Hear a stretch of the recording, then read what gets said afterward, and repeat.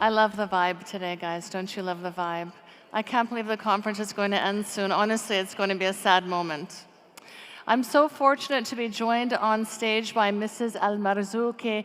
She was the first Saudi woman to open an international school here in the kingdom, and she has so much experience and interesting stories to share with us. After all, this is a conference where we're sharing stories.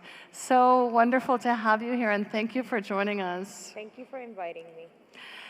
As a young girl growing up in Saudi Arabia, it was your dream to become a teacher. What was behind this aspiration of yours?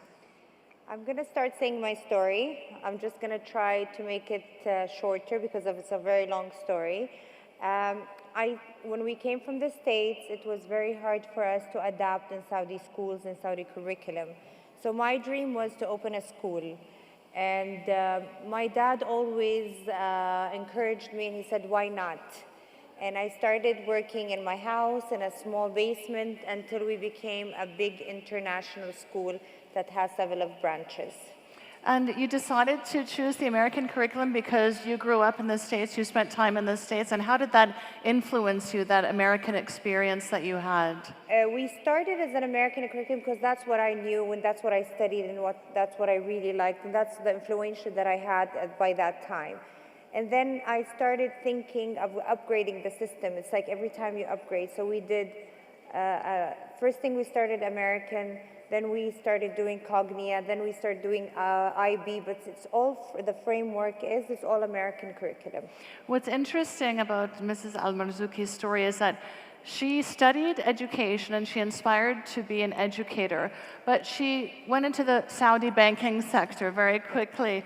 What was it that led you to pursue a career in banking after spending your childhood dreaming of a career in education? Actually, I had to separate from my husband, so I sold my schools, and it became as a coincidence. But this coincidence changed my life, and that's why this is an experience I need to speak about it. I wouldn't have sit here today with all these success stories without that experience, because if you're in education, you always think about education. You'll never think about the background of the expenditure and the stuff you need to pay for the school to become a better school. So that experience taught me how to do a lot of things to grow the school, what program I would do, the feasibility study, what will I do. That experience made me what I am here today. So it's a very important part in my success story about working as a banker helped me. So the negative experience of your divorce actually took you to the sector which you eventually thrived in. In Arabic, as you know, we say "Kilshi nasib," everything is fate. So something good came of a difficult experience for you. And once you entered the banking sector, how was it different from working in education as a Saudi female, where perhaps there weren't many working in that sector in particular? Actually, it was a challenge every day. And I was the only female between males and the first Saudi lady that works in that department. But it was a challenge every day. But every time they punch me, I come back bouncing stronger. So it made me where I am here today. Those punches, it made me think about tomorrow and where I'm going to go and what's going to do. It made me more patient. It made me more focused on my goals and where do I want to go. Working with those men made me tougher and stronger. So your difficulties made you a stronger Yes. person. And who was encouraging you along the way? Did you have support from your family? Because in a patriarchal society, oftentimes men don't advocate for their daughters and their wives to work long hours, to work evenings, to work overtime. Did you have the support of the men who were around you? Yes. Actually, my dad was always supportive. He was always there. And when he used to ask me and say, why do you want to work?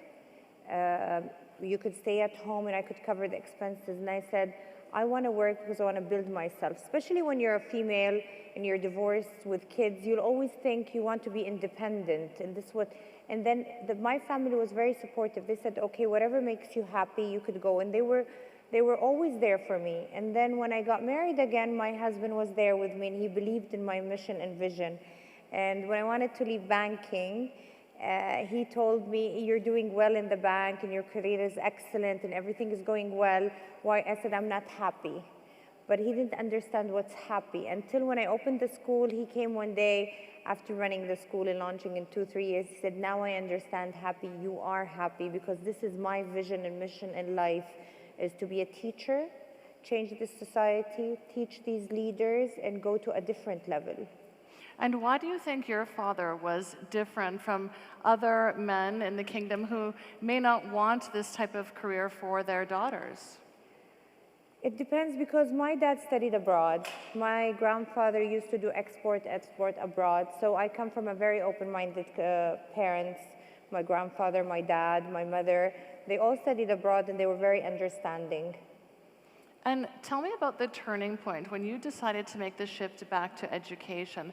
Did you know in your heart that that was where you belonged, and that the banking sector wasn't necessarily where you would perform at your absolute best? Actually, I'm going to say something. When I was in the bank and I wanted to switch to education, I did not know the experience that I worked in the bank, it will take me to a different level. I was just working because I wanted to work and just spend time and to see where am I going and where's my vision, especially when you're in this society and you're divorced, you don't know where you're going. But later on, when I opened the school, I knew that it was my path to go through that experience to make me what I am today, to learn a lot of things about financials and grow the school and understand, to do a better plan. So the experiences that you took away from the banking sector ultimately helped you to create the education empire, we could say, that you have today. Definitely. And what were you specifically interested to open an international school with American curriculum? Do you feel as though it's superior to IB or UK curriculum? I mean, what is it that drove you towards the US curriculum? You see, the US curriculum, when I started, it was all because that was my experience as a child. And there was a lot of goals I was looking for in that time. It did go on along with it, because I wanted creative thinking, I wanted interesting education, I wanted to be different. I didn't want the old style. Before we were teachers, you memorize, you write, that's it. Now we're not anymore teachers. We are not anymore, we are facilitators. We stand there. So the critical thinking and the problem solving and everything, it was at that time the American curriculum. So that's why I picked it. The education sector, which is typically very welcoming to women, certainly you still face challenges in the education sector. Do you care to share some experiences with us? Well, I think I'm going to say something the men won't like it here in this room. Are there any men in the room? 3, 4, 5 men. It's okay. I think they're not going to like what I'm going to say. I think education works well with women, because women are more patient. Women are more patient, and women are more talented, and women are more, because we're mothers, we're parents, we're fathers, we're all the same, the one. So I think it's better as education for females. I think it's a job for females. And I think that a lot of the speakers have echoed these sentiments today and yesterday. Women do have certain characteristics that make them better at certain jobs, we have to admit. Sorry.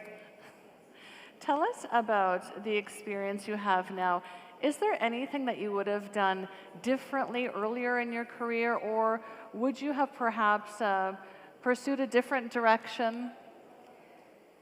Actually, I don't think I would want to pursue a different direction. Maybe if we spoke about this conversation 12 or 11 years ago, I would say me going in the banking sector was the wrong idea. But later on, when you grow up with these experiences, you would understand everything happened for a reason.